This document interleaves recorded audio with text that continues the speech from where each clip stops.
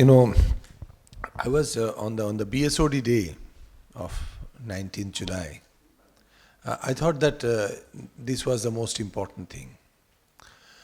I don't know, suddenly Dr. Shah called me around that time only and told that, or little before that, he told me that you have to be there on 24th. Had he not, then Shandipda would definitely. So somehow or the other, I was destined to come here. But this is the most opportune moment of talking to you on this very, thing that I have been speaking everywhere. Right now, the greatest disadvantage that we are facing is the number of connected devices going up, exponentially. So actually, I'm hands-free, so I can talk to you on that. So why I am talking the thing that I have been talking over everywhere that I am going, because I want to actually drive home the point that we have crossed the threshold of, ensuring endpoint security. It is simply impossible. Right now, I am connected through multiple devices into the web, into different clouds. So it is right time, and every solution provider, be it Kaspersky, Trend Micro, Palo Alto, Tenable, even CrowdStrike, Microsoft on its own, everyone is right now going into the direction I will be talking to you about. It is looking beyond endpoints.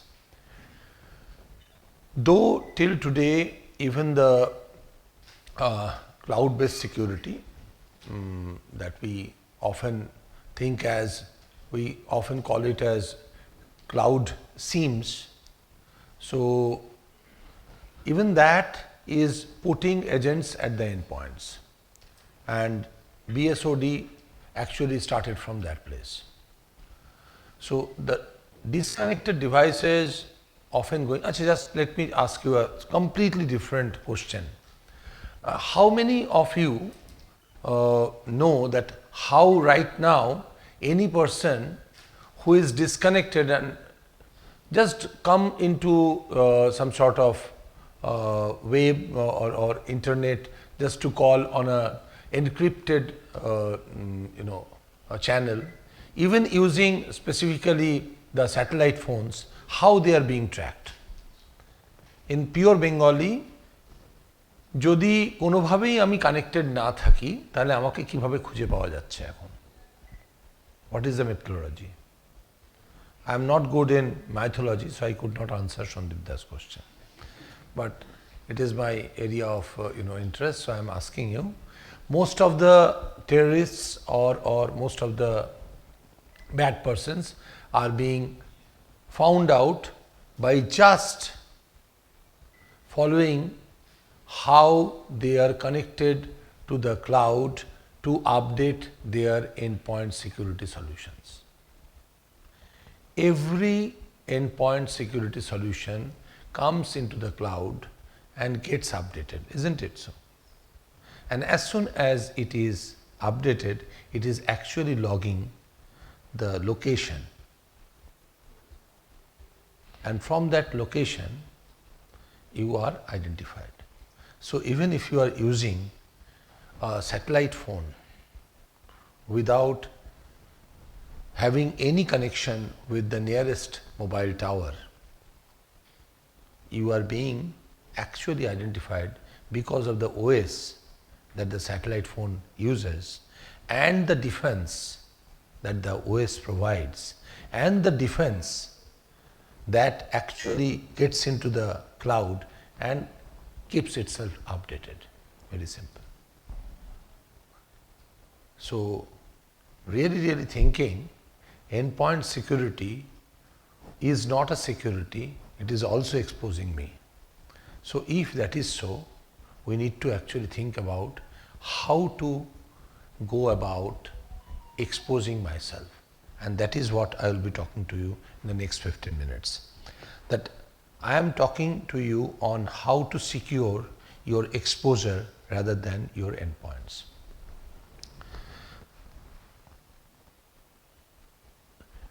When we talk about common vulnerability exposure, we completely depend upon or put our entire focus on vulnerability, because CVE is all about vulnerability. That is what I have been taught. When I did my CISM, it is always about vulnerability. I have not done CISSP. I don't know those who have done CISSP. They might be also, lot of discussed and worked upon, vulnerability. Hardly ever there was proper discussion on exposure. So, if you take a very basic, example of how we fought COVID, that we actually use mask not for our own benefit, it is for the others. So, it prevents our exposure. We actually kept safe distance not to save us, but to save others. It's also about exposure. And last but not the least, keeping ourselves hygienated, not to save ourselves, but to save others. Because if I stop spreading the virus that I might have, I am actually protecting the entire race. So, it is the other way around, and exposure management also is all about that. So, vulnerability actually overtly stressed upon, and CVE, if you just go into and find out for the last, say, since 2006 to 15 or 16, CVE is coming into hundreds or thousands every year. I hope it is right now thousands, more than thousands every year. So, if it is so, if you, we actually employed or engaged 3 interns, 2 from IIST and 1 from IEM, and with them we created an internal document that how to find out a solution out of a CVE. So, we found out that mostly 1/3 of the CVEs have solutions, or most of the CVEs are having workarounds. So, every CVE is somehow is having a workaround, but only 1/3 of all the CVEs are actually having solution. And that is why there are CVEs which have not been properly solved. CVE is nothing but RCA, root cause analysis, properly spelled out. If you go into the BSOD CVE, you will find out the same thing. And if you actually see the steps that are given, it is nothing but a walk around, most of the cases. So, well, vulnerability overtly stressed upon, it is the exposure that silently kills. And we all, just like in Bengali they say that, or in English, all alkalies are not what? The bases. So, similarly, here it does not happen. So, all vulnerabilities are not exposures. Similarly, all exposures are not vulnerabilities, but in case of CVE, we do not think like that. So, that is why I will come to the next thing, and I will take you to Y2K bug. If you really think or think about the Y2K that we actually faced. I was a block development officer in a God-forsaken land, and the block name is Noyagram. I don't know how many of you have heard. Have you heard a block called Noyagram other than Shundibda? Well, because Shundibda is from Midnapur, and at that point of time the Midnapur had 54 blocks. One of the second largest district in size after Leh, and the mostly populated, the highest population or populated the district in the country. So, right now that Noyagram block still exists. It is within Jhargram subdivision, and on 3 sides of it is Orissa and 1 side is West Bengal, and that too is disconnected by a river. And that block did not have electricity. A block headquarter did not have electricity, did not have telephone, and at that point of time I somehow went there in 1999. I bought a computer for me, not for the block, and I took it to that place. Then I actually started connecting it to this dial-up connection using the RT set that I had.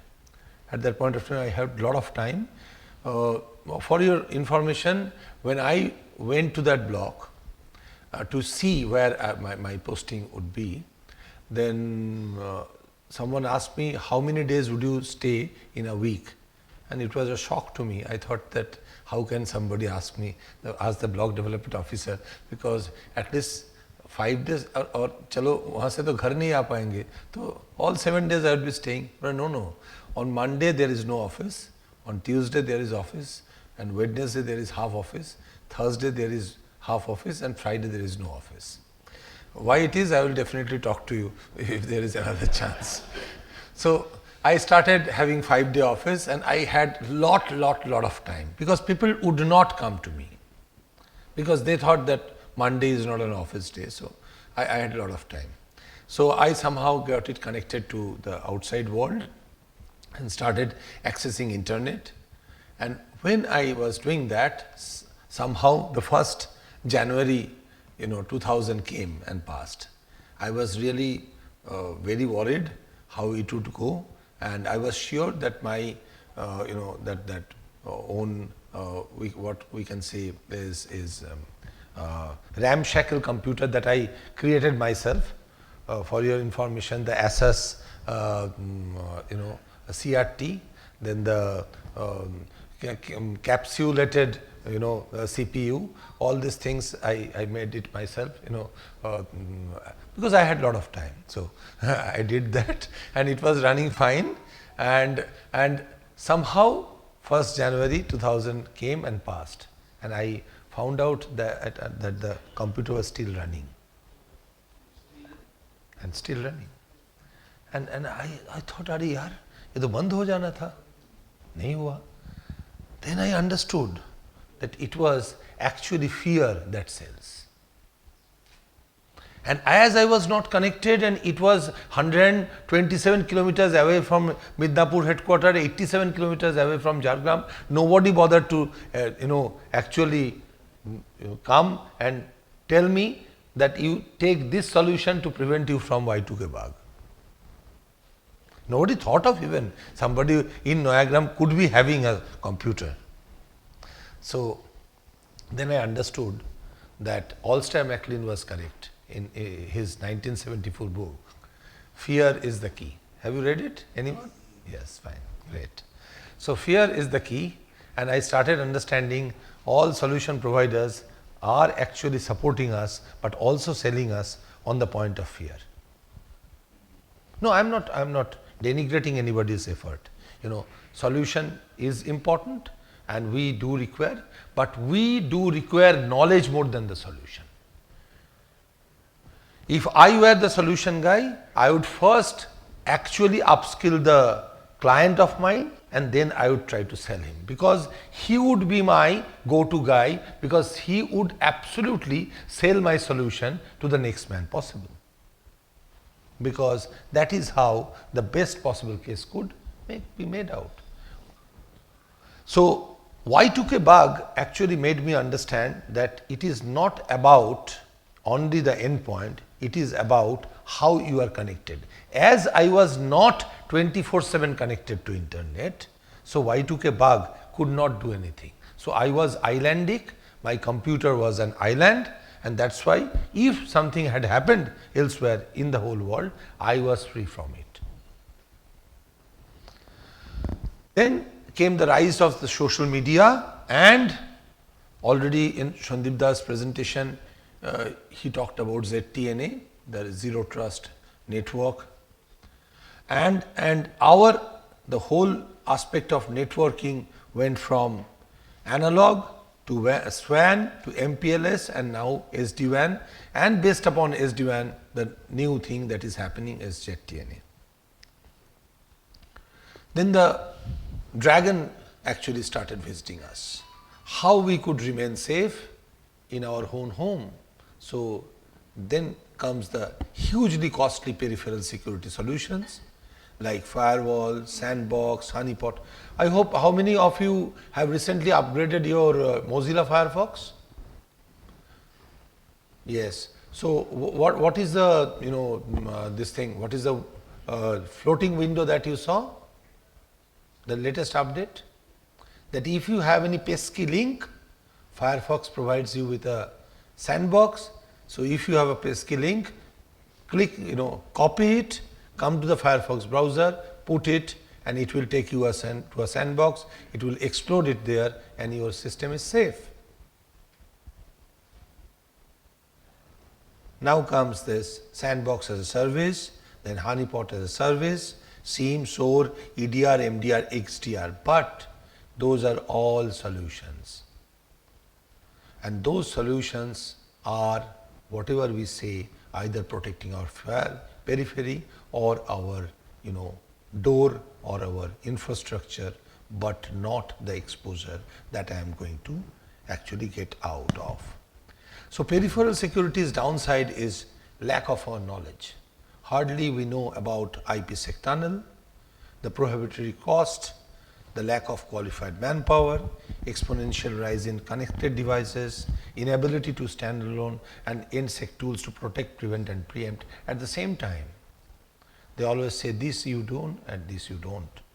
So, the versatile OS, the multiple application development platforms and infinite IIoTs. So, what is actually exposure management? It looks beyond endpoints, it assesses risk landscape, network analysis on the go, and it is obviously exposure of access, not of endpoint. And the most important thing, even in case of the BSOD, when you are there had been infinite number of links which were offered on the fly, created by the bots to save you from the BSOD, and when you clicked, it actually piggybacked, gave you the solution. Right now you might be having the solution, but you also have multiple EXEs inside your system. I don't know how many of you have solved BSOD by clicking links sent through WhatsApp or sent through your friends, colleagues, other than either CrowdStrike or Microsoft. If you did so, then you definitely have Atiti tum kab jaoge. There are Atitis inside your system right now, because this is piggybacking, and endpoint security does not actually talk to you about piggybacking. It is rather saving you from the known threats. You will definitely talk about AI based and all those things, but let me tell you, piggyback is not today. It actually came much more before. In 1959, the first piggyback occurred. I will definitely talk to you on that on some other day. So, exposure management, why? Sandip actually did my thing. He enumerated the assets. So, if you talk about exposure management, it is assets exposure, application and infra both, risk prioritization, criticality, impact, holistic view, internal, external. You all know, I am just giving you few points per thought. Sandip can give this presentation, share with you in the group also, because I don't have any IPR on anything that I create. Preemptive mitigation and complements device native security tools. Hardly we understand the need of the device rather than the need of the person who is running the device. We don't consider the device's needs, we always consider the person or the persons who use the device. The last slide, the exposure management how, Sandip showed you entirety. Some of us took snaps, that is the asset inventory, both application and infra, attack surface mapping, especially port service and configuration. I am just going to show you what are those mainly, the ports that are of necessary and service. VAPT and the sandbox definitely is a need, but the greatest need is to actually keep in mind the CTEM, the continuous threat exposure management, and here comes the exposure management's real challenge.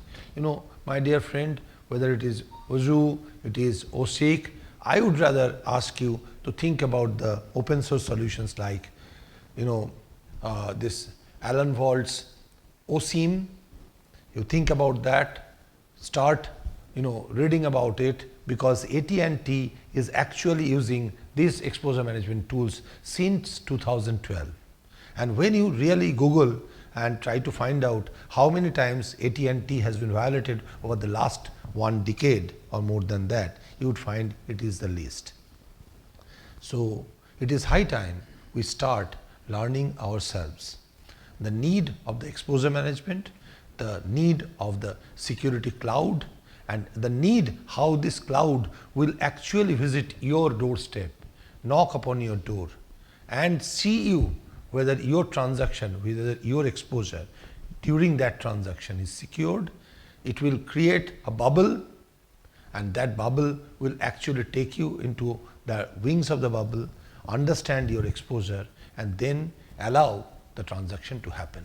So this is a non-technical way of telling you how the exposure management will work. And now coming to the ports mostly used by hackers, but for the BSOD, for your information, how the backward integration has found out that the ports that have been specifically violated and utilized over the last 6 years. I have just enumerated some of them, and each one has a story to tell. If there is any time, subsequently we will definitely talk about that. But for MySQL, for remote desktop protocol TCP, and for IMAP, these 3 ports are mostly important, and you need to always remember that. Specifically when we talk about API, we don't think about Docker based APIs. So we have a general belief that anything that is Docker is secure. That is not. And right now Docker is being violated also on many accounts. So it is very, very essential that we always have a zero trust mentality or approach towards all APIs, and databases and other input forms, user input forms are other main factors. So that is more or less what I wanted to tell you. And there is a small thing that I would just like to show you, that while I was coming, I thought that I would also no this is, which is that is not the thing, no.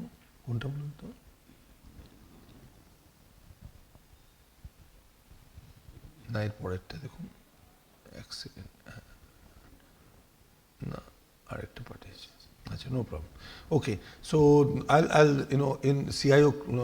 in CIO Club group I'll share. We have just today we have created, finalized an advisory on this BSOD and how it happened, how we should actually take care of in the future cases. I will share that. I wanted to just show, somehow I could not.